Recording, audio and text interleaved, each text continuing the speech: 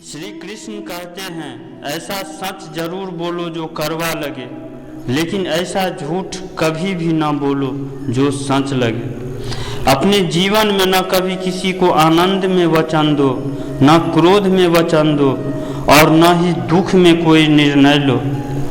गीता में लिखा है, यदि कोई आपको अच्छा लगता है तो अच्छा वो नहीं, अच्छे आप हैं, जो आपको भगवान ने उनकी अच्छाई देखने का नजरिया दिया है। अपनी पीड़ा के लिए संसार को दोष मत दो, बल्कि अपने मन को समझाओ। आपके मन का परिवर्तन ही आपके दुखों का अंत है। सोच और नियत साफ रखो तो प्रभु स्वयं आपके दुखों का अंत करेंगे। लोग अपने शरीर को सुंदर बनाने में लगे रहते हैं, पर आत्मा की सुंदरता शरीर की सुंदरता से कहीं अधिक महत्वपूर्ण है। शरीर तो नाश्वर है, मिट्टी ही तो है और मिट्टी में ही मिल जाता है, परंतु आत्मा अमर है, इसलिए आत्मा की सुंदरता पर ध्यान दो। बहुत विनम्रता चाहिए रिश्तों को निभाने के लिए। छल कपट से तो महाभारत रची जाती है। इंसान की सोच ही उसके सबसे बड़ी पहचान है, वरना दुनिया में एक नाम के कई इंसान है। उस इंसान का मंजिल से भटकना निश्चित है जिसकी संगत में नकारात्मक लोग रहते हैं। समय एक सा नहीं रहता, आज सुख है तो कल दुख भी जरूर आएगा। आपको पूरे धैर्य और भगवान के निष्ठा रखकर कर्म करते रहना चाहिए। ये 5 चीज़ें अभी से छोड़ दीजिए। सभी को खुश करना, दूसरे से उम्मीद करना, अपने भूतकाल में जिंदगी जीना, अपने आप को किसी से कम आंकना और ज़्यादा सोचना, तभी आप सबसे बेहतर जिंदगी जी सकते हैं। आजकल किसी के गुणों से ज़्यादा उसके रूप रंग और कपड़ों को देखा जाता है, पर याद रखना, एक दिन रूप रंग और कपड़े धोखा दे जाते हैं, पर जिसमें गुण है वो हमेशा साथ निभाते हैं। जो व्यक्ति किसी के जीवन में हंसी और खुशी लाने की क्षमता रखता है, ईश्वर उसके जीवन में हंसी और खुशी कभी कम नहीं होने देता।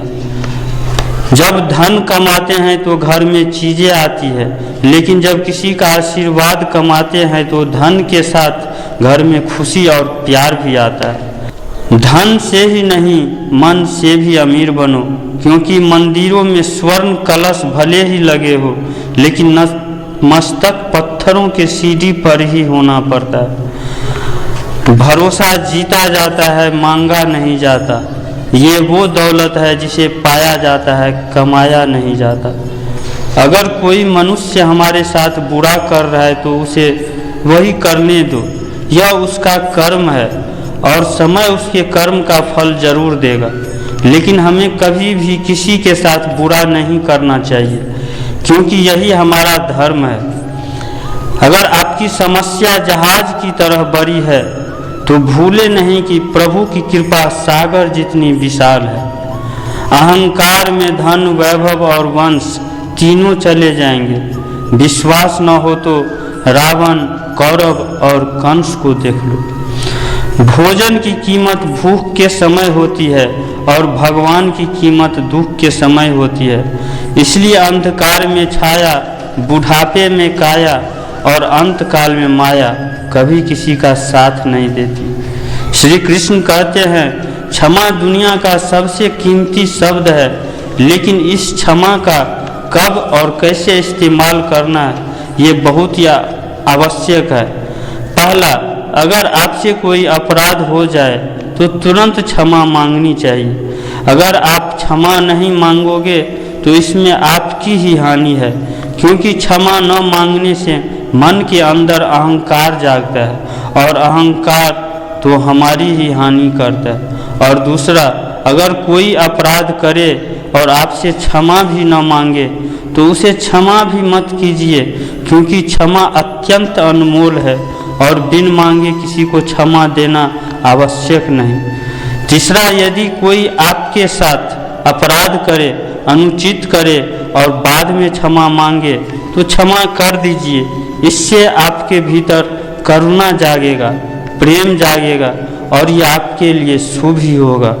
चौथा, अगर कोई अपराध कर दे तो क्षमा अवश्य मांगना चाहिए। इससे आपको ही लाभ होगा, क्योंकि सामने वाला आपको क्षमा करे या न करे, आपके अंदर का अहंकार गिरता है और आपका मन अधिक निर्मल हो जाता है। श्री कृष्ण कहते हैं, जिसके साथ बात करने से ही खुशी दुगुनी और दुख आधी हो जाए, वो ही बस अपना है, बाकी तो बस दुनिया है। दुनिया के ये 4 स्थान जो कभी नहीं भरते, समुद्र, इच्छा का घड़ा, शमशान और मनुष्य का मन।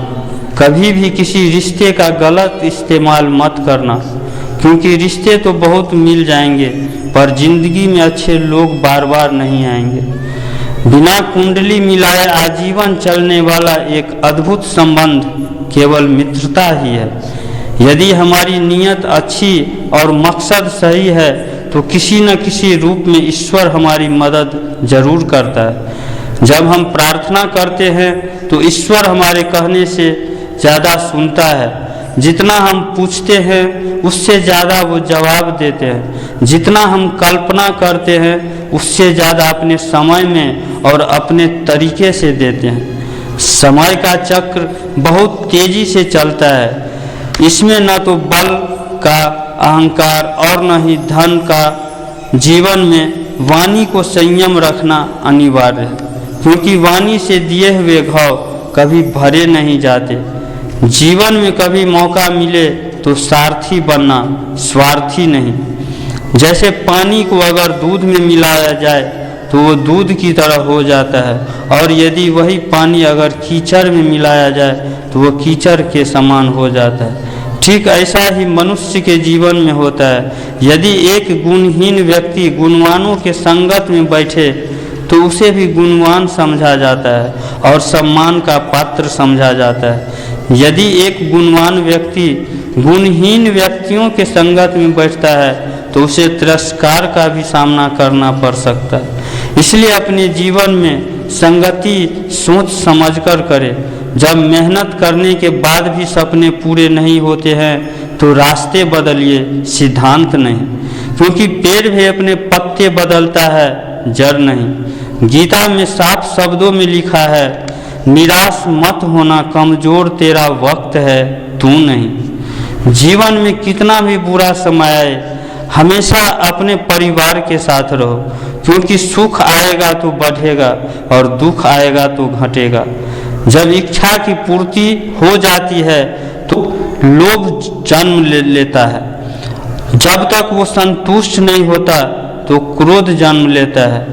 काम, क्रोध, लोभ तीनों के प्रभाव में आकर मनुष्य पाप करता है। बोलना तो सभी जानते हैं, लेकिन कब, कहाँ और क्या बोलना है ये बहुत कम लोग जानते हैं।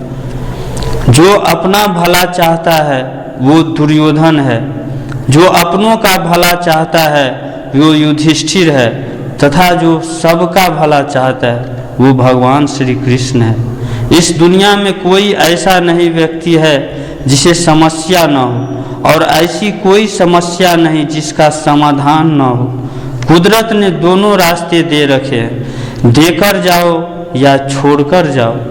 अपने साथ ले जाने की कोई भी व्यवस्था नहीं है, लेकिन इंसान समझ नहीं पाता। याद रखना, भगवान से कभी उम्मीद छोड़ना नहीं और दुनिया वालों से कोई उम्मीद रखना नहीं। उस प्रेम पर विश्वास मत करो जिसमें भगवान श्री कृष्ण भी हार गए थे। उस मित्रता पर विश्वास करो जिसमें गरीब सुदामा भी जीत गए थे। परमात्मा सभी को एक ही मिट्टी से बनाते हैं, बस फर्क इतना है कि कोई बाहर से सुंदर दिखता है और कोई अंदर से। समझ ज्ञान से बहुत गहरी है। आप बहुत से लोगों को जानते होंगे, समझते होंगे, बहुत कम लोग दोस्त। यही बात दोस्तों के साथ शेयर कर। दोस्तों, आशा करता हूँ आपने इस वीडियो से बहुत सारे सीख मिले होंगे। अच्छा लगे तो एक प्यारा सा लाइक शेयर करके चैनल सब्सक्राइब जरूर कर ले। मिलते हैं जल्द ही एक नए ज्ञानवर्धक वीडियो के साथ। तब तक के लिए अपना और अपने परिवार का ध्यान रखें। आपका अपना चैनल कर्म योग ज्ञान। धन्यवाद।